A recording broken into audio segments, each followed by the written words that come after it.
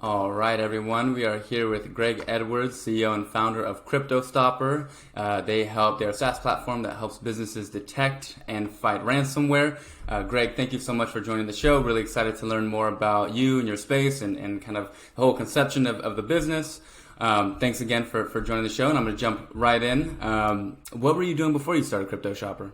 Yeah, so before CryptoStopper, actually CryptoStopper is my third tech startup. So before CryptoStopper, I had started an offsite backup and disaster recovery company and sold that in 2016, and that really was the reason behind why I started CryptoStopper was seeing all of the ransomware attacks that were hitting our offsite backup clients and having to recover from ransomware attacks rather than hurricanes and fires. Yeah. Describe ransomware, because I think a lot of people maybe understand it. It sounds like what it is, but I don't think a lot of individuals know how it attacks a certain business and what businesses are affected by it. Sure. So fundamentally, it is encryption that locks the files and then holds them. So it locks the files so that you can't access them, but the attackers still can. And then they charge a decryption key, a ransom for a decryption key to be able to get access back to that data. And one evolution that's happened in the last couple of years is that they're also not only encrypting the files, but then also exfiltrating, so stealing them, and then threatening to release that data on the dark web if you don't pay the ransom. What do they do with the data? What's if they release it? What's like the doomsday scenario? Yeah, so there actually was a school here in Iowa where I'm located in Iowa here in the U.S. That was just hit, and they actually paid the ransom partially because they couldn't recover, but also because they had threatened to release the data. And part of that data was all of the staff, social security numbers, home addresses, medical information, everything that a school system would have on their staff. Yeah, man, that's so scary. I feel like a lot of people think of a group of coders in a dark room with lines of code in front of them. Is that kind of the individuals, or is it more structured? Or these teams of people? Like, who are these individuals? Like, so they are operating as businesses. It's not as if that coder in a hoodie in his mom's basement. That's not who we're talking about anymore. It really is organizations that run like a business, that have support departments and have layers of management. And one of the primary reasons for that is because ransomware in Russia is completely legal. So there's nothing illegal about what they're doing, at least in Russia, and we don't have extradition rights and a very good relationship with Russia right now. So so there's really nothing that the U.S. law enforcement can do about it, and it's completely legal in Russia. So they're stealing money from the U.S. and Western countries. Why wouldn't they?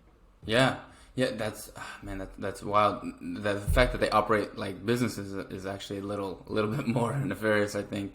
I'm curious in terms of, like, you mentioned the conception of it was that you have kind of a recovery service, and then you were kind of plagued by ransomware. Is that how they do it? Is that do they tap into like a general, maybe like cloud server kind of farm and then distribute it to businesses, or do they target? It'd be weird for them to target a school specifically, unless there's just money in the education system like that. Well, so with the school system, the reason that they had the money to deal with it is because they had cyber liability insurance, and so cyber liability insurance has added a whole nother layer to this that's made it much more profitable for the hackers. But the way that they get in, I mean, primarily it's actually still through email and traditional malware. So that's still a little over 50% of ransomware attacks happen that way, and then the others are lots of other ways. So what we call a hack and attack, where they'll actually kind of traditional methods of hacking into a system and actually be within the system as an administrator and running their attack from the inside, or supply chain attacks where they'll infect a software that's already installed and then run the ransomware attack from that software. Wow, I don't know if this is the scenario. Is this like when you get the email?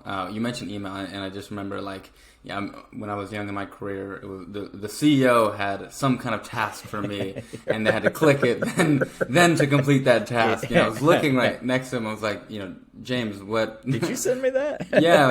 What do you need me to do, man? Is that kind of an example? Yeah, that's exactly it. Oh, yeah, wow. So those links in email or opening an application within an email, that's primarily still how they're getting wow. in. How do we educate people on how to avoid? Because I feel like that's a fairly obvious example. I feel like your gut kind of tells you that, oh man, that's probably a little bit suspicious. But I'm assuming that there's a lot more sophisticated attacks. How do we know how to protect our emails or our servers? So employee training is definitely important, and there's phishing campaigns that you can run against your own company, which I definitely recommend. And then you'll get, usually when I've seen these kind of campaigns run before, the first run you'll get 20 to 30% of people that will click on it. And as you educate them up, you can get it down to about 1%. But the problem is that I haven't seen a scenario where you can get to the point where you have 100% protection just from that employee training. So certainly important to do, and you reduce your attack footprint when you educate your staff. Back to CryptoStopper, and you mentioned the inspiration behind the company was just seeing it out in the real world, and I think that there's a couple camps of founders. It's either they conceived it out of necessity or conceived an idea out of experience, and sometimes it's not the same. But tell me a little bit more about the traction and kind of where the company is leading to in terms of helping businesses and sounds like institutions as well fight ransomware. Yeah, so when we started out, we were actually a company called Watchpoint Data, and the intent was to be in what's called an MSSP, so a managed security services provider, and a purely services where we would resell others' software and help companies to structure their security. We found, even using best of the best tools, that ransomware was still getting through. And so built our own tool, which became CryptoStopper. And then, so then in 2021, pivoted completely to just software as a service and just CryptoStopper, because it's obviously a much better business model than the service model. And so in the past year, we now have over 100 partners that resell CryptoStopper, and a little over 20,000 users of CryptoStopper. So it's going well. We need hundreds of millions of users, though. I imagine as the more clients you have, the more customers that you have, it kind of grows the intelligence of the software. But I'm curious, in terms of the name CryptoStopper, is there a blockchain component to it? What was behind the name? Yeah, so one of the original variants of ransomware that was popular was called CryptoLocker.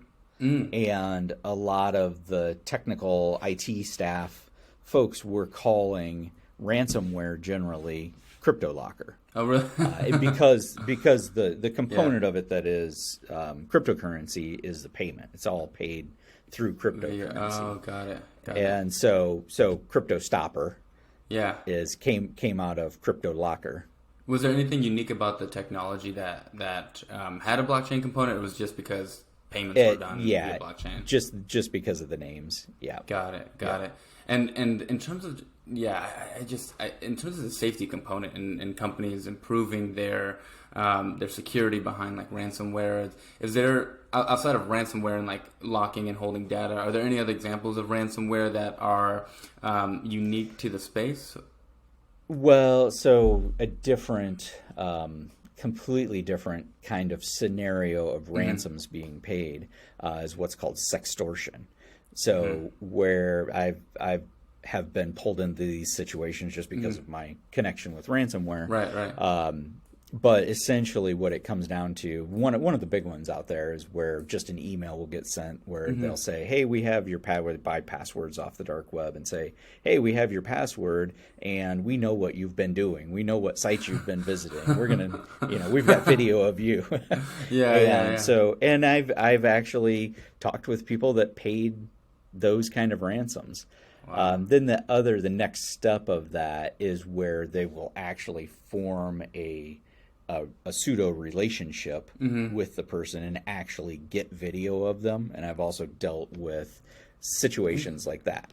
Fascinating. Where, yeah.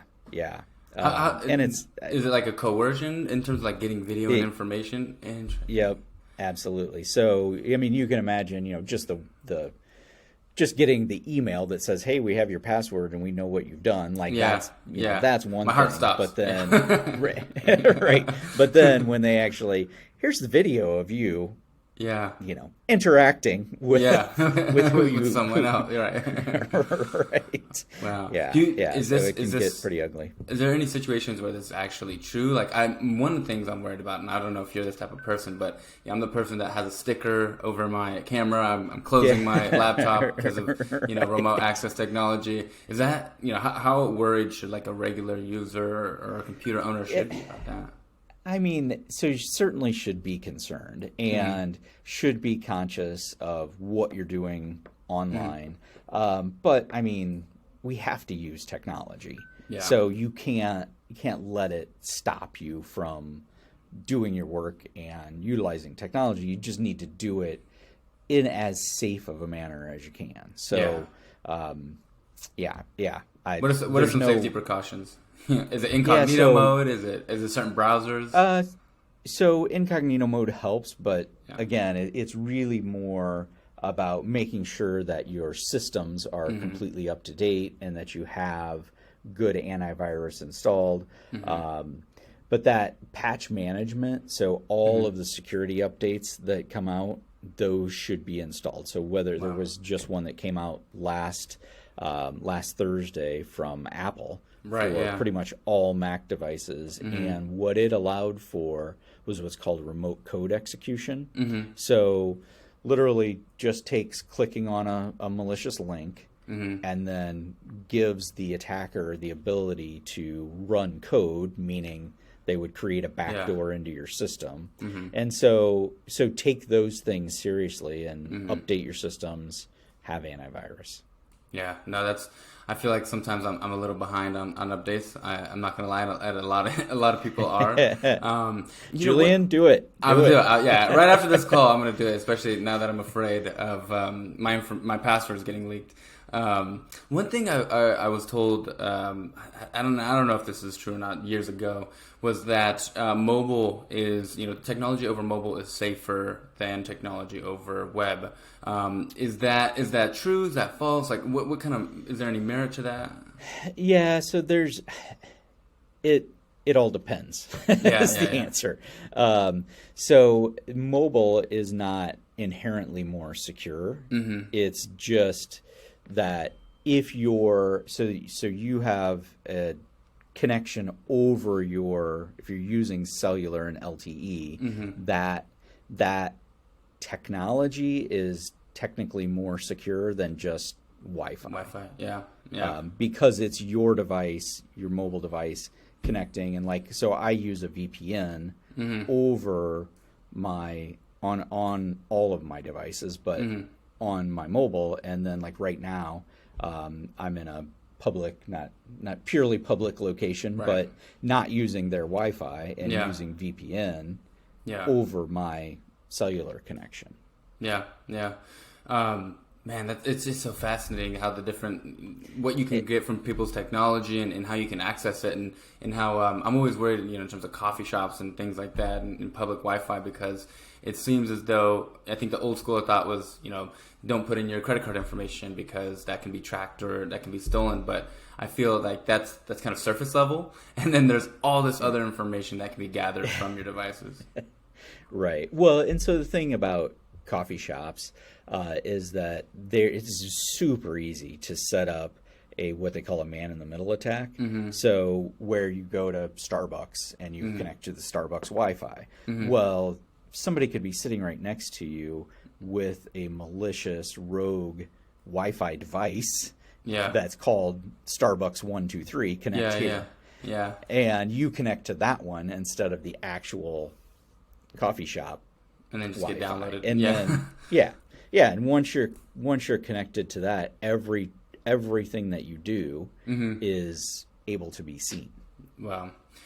Damn, that's tough. I feel like there's so many ways and risks. So it sounds like VPN, updating your systems are ways to just like combat against that those risks and attacks. Yep. So good VPN, updating your system, and antivirus. Probably the top 3 things that people could do. But it's difficult, and for people that are not cybersecurity experts. It's tough. Yeah. No, there's so much involved in it, and it would be amazing. I feel like for companies and businesses, there's more of a pre-packaged system, or service in place where you can in software, right? But I think those are the more susceptible ones, right? I mean, it's kind of hard to get a lot of I guess ransom from just like any individual, but it seems like the high risk is like institutions and people who have funding and income and revenue, right? Right, and cyber liability insurance to pay the millions of dollars in ransom. Yeah. Outside of the risks we face as consumers and businesses, what risks does CryptoStopper face in terms of whether it's the ransomware or just in terms of your space overall? Yeah, so one of the I've talked about how secure we are, but one of the things that keeps me up at night is if our systems were compromised. So we do use all of the latest technology to protect our systems and multi-factor authentication on everything. But that certainly keeps me up at night from a business risk standpoint of us being attacked. Because that would look really bad.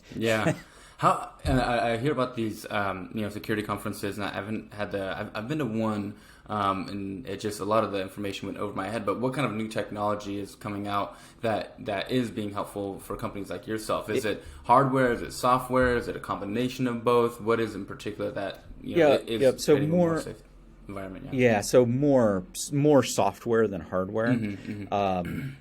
So one of the components, and this isn't exactly new, but it's being finally implemented, is what's called EDR. So it's endpoint detection and response, and it's kind of the next layer above ransomware. So it's recording everything that happens on your laptops, servers, network switches, network routers. It's recording all of that information and then uses AI to determine indicators of compromise. Wow. So rather than just looking at one machine and is there malware coming through like antivirus does, it's looking at the network holistically and all of the devices and saying, is there malicious activity happening? Is that something you use as a company in tandem with your current software? Yeah. It is. Yep. So we've been using a couple of different products over the years, but have been using EDR technology since 2016. Wow. In the previous company and today, and it's gotten better and better, and it will be ubiquitous, similar to the technology behind CryptoStopper. I think everyone in 5 to 10 years, it'll be ubiquitous that everyone uses it. Yeah. What and why AI and not ML? I feel like a lot of people, kind of focus on. Yeah. It is certainly machine learning. I just call it AI because it's more digestible. That's become the norm. Yeah. And in terms of CryptoStopper and where it ends up, sounds like you're protecting institutions, you're protecting businesses. Long-term vision, where does CryptoStopper lead into? Is it furthering the protection of more and more companies? It sounds like that's one goal, but is there another goal that we may not be seeing right now? Yeah. So ultimately, I mean, that goal is developing this technology and proving the viability of the technology. Mm-hmm. And then my ultimate goal, in not only in protecting more and more businesses and companies, but then would be to exit and start the next thing. But that in that exit, that CryptoStopper and the technology behind it is utilized by a company that can take it globally. Yeah. Because it really... Go ahead. No, you go ahead. I was just going to say that to launch a company like this and to get global traction, which we have good traction now, but really to get to scale needs to be absorbed by another technology company that already has the scale and can implement it globally. Yep. Yeah. What do you think is the long-term effects of ransomware, or where do you think ransomware is going to lead to? Do you think at some point companies are going to get smarter, technology is going to get better, where ransomware is obsolete and then comes another? Or do you think ransomware is going to continue to evolve and this is just going to be a never-ending tug of war? Yeah, so I think that ransomware is going to continue to evolve in one fashion or another. I mean, as we've seen it, really did start out as attacking consumers. Yeah. And mostly because the attackers didn't really understand the marketplace. Yeah. When you think about the industry and the evolution of how that's grown. So I see ransomware continuing to evolve and change over time. And cyber attacks I don't see at this point ever going away. Yeah. Companies have to continue to evolve their cybersecurity and make themselves as hard of a target as they possibly can. Yeah. One thing I'm always curious about as companies, I feel like I'm always asked the same pieces of information when I'm signing up for anything nowadays, whether it's insurance or a wallet. I'm adding social security number, address, and all these pieces of information. Is there going to be a way that we lessen the information that's required, or is it just going to be strengthening the security around that information? Yeah, so I mean, there's really multiple ways that may go. So identity and access management is what you're talking about there, and then also our identification at a government level. Yeah. So that is evolving already. There is Verify Me and Verify ID that I think is where we need to go, but then we were putting more control into our government's hands to take care of that for us, and they've proven that they can't. So it'll be an ongoing evolution over the next 10 years. I mean, I think ultimately we need to get to a point where biometrically is how we authenticate, and through that biometric identification is then that's our signature. Yeah. I was in touch with the company, and their founder had this great product where it was pretty much bio-identification with like this blockchain component, essentially assigning a smart contract to whatever biometrics that you use to validate your information. Where do you see, kind of just an off question, but where do you see blockchain and crypto involved? Is it, because one thing is like, for me, the NFT space, I think, really is going to evolve into this. It's not going to be for the artists. It's really going to be for validating and authenticating information, right? Like I'll have my birth certificate eventually is going to be an NFT, and I'll have a security key that is going to be very unique to that, so that it's a completely authentic document. Do you feel like that's where it's going to evolve? Or, I do. I mean, I think that's ultimately where that digital identification needs to go. It's just a matter of who's the controlling body. Yeah. Is it a company that's out there doing it for the good of all of us? Mm-hmm. Is it the government? Where does that? Mm-hmm. Where and how does that happen? As a cybersecurity expert, being that you've been in the space for so long and continuously learning, what is your preference? Is it a governing body? Is it a private company? I feel like there's pros and cons to each, as you know. Yeah. So my preference would be a government body, but that doesn't actually control it, so that it be a peer-to-peer, like an NFT, but that is controlled by a government entity that doesn't actually have access to it unless we put that biometric piece to it to then give them access. Yeah. No, that's the goal, right? Is to have kind of an entity where you can feel it's democratized in terms of, it's secure and set up and regulated by someone that is looking and overseeing for your safety, but that doesn't control the actual function of that technology. It's the dream. Is the dream. Yeah. Exactly. Yeah, and there are people out there working on that technology, and that's I think identity and access management. If I weren't stopping ransomware, that's probably the space that I would go into. Yeah. Well, it sounds like, once that acquisition happens, I might know where exactly you're going next. Right. I love that. Bonus question. I always like to ask all my guests now that we're coming to a close here, but what books or people have influenced you the most? Yeah, so I'm asked this question often, and sure. my answer is always this book that I read probably 25 years ago called The E-Myth. And it really, because I think of my upbringing, my dad owned a gas station, an auto repair shop, and I mean worked his ass off all of his life, and was successful but not super successful. And the E-Myth really talks about that technical person that has a love for something and then goes and starts a business doing what they love.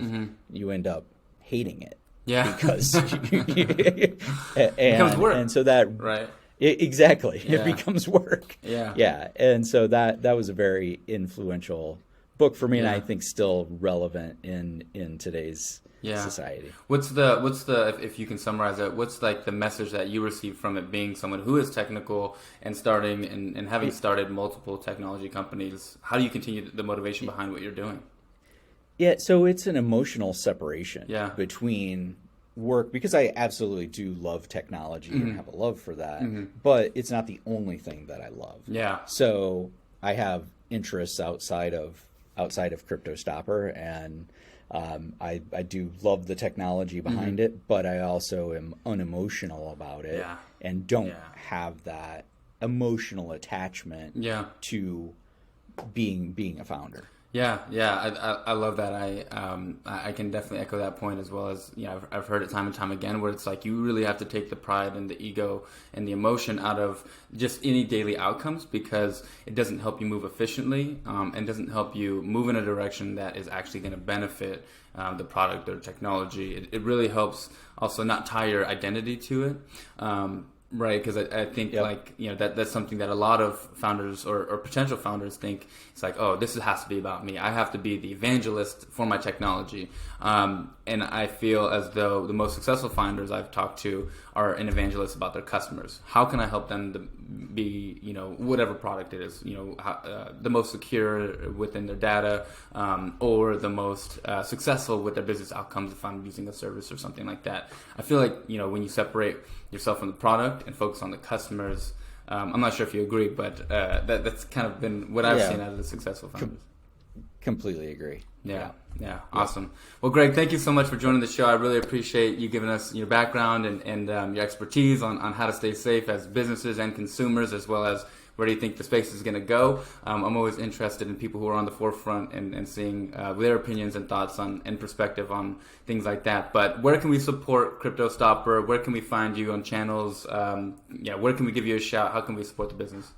Yeah. So easiest way is to connect with me on LinkedIn. Just Greg Edwards and CryptoStopper. You'll find me pretty easily. Good. And our website is getcryptostopper.com. Love it. Awesome, Greg. Well, thank you so much for joining the show. I'll see you next time. Thanks for having me. Yeah.